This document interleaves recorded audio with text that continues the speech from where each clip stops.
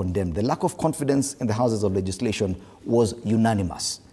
Do you see that now it is us versus them, the political class versus the rest of the country?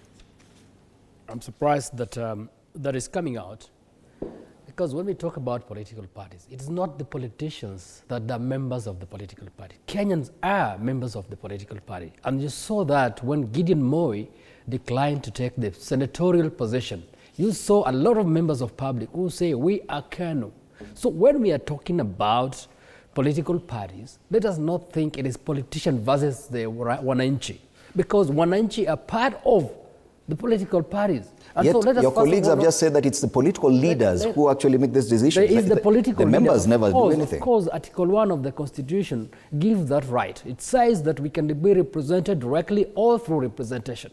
And so when we are representing people, it doesn't mean that we have alienated them from being part of the political parties. And so let us not try to create a wedge between Kenyans and the political leaders, because at the end of it all, even when we go for an election, we will definitely see members of the public saying we belong to these parties. And so let us not create that. The only thing we need to say is, can we create some sanity on how we rule ourselves? And I want to agree with what Alachi says. Let us look at the East African countries. Let us look at Uganda, for example. Let us look at Rwanda. Let us look at Ethiopia. I'm only talking about our neighbors. Let us look at South Sudan and Sudan. Let us look at Tanzania.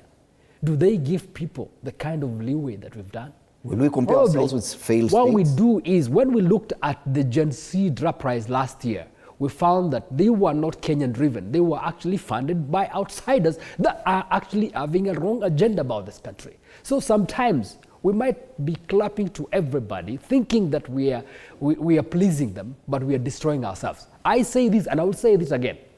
Sudan, the Gen Z uprising in Sudan last year, part 1, before Kenya, they thought al-Bashir was their problem. And they say, if we dethrone al-Bashir, we're going to have a better Sudan. Do we have a better Sudan now? Of course not. I'll tell you, even this that has happened in Madagascar, they are going to regret. I went to Dubai and I met 3 Sudan ladies. I've got their numbers. And they told me, Kenyans, are you doing what we did? We thought Gen Zs will remove al-Bashir and we're going to get a better Sudan. But here, look, we are refugees in Dubai.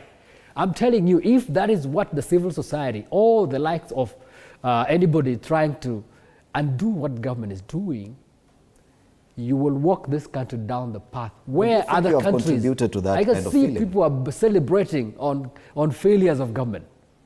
But Lotee, you're a member of KUP. Don't Yes. you think that as a politician you've contributed to this disillusionment? That you, all of you, appear to be thinking the same way. There's no difference between KUP, UD and everyone else. So any person who is hoping even for an alternative to the kind of failures that they may be seeing in the ruling administration, they have no politician or political party to look forward to actually see that this one carries up my aspirations. You're all the same. But of course, but if we are thinking the same, it basically means that we are in sync. And so that is the spirit of the country now.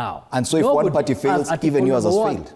Article number 1, nobody has barred any other person from forming a political party and say, I'm challenging these people that are thinking the same.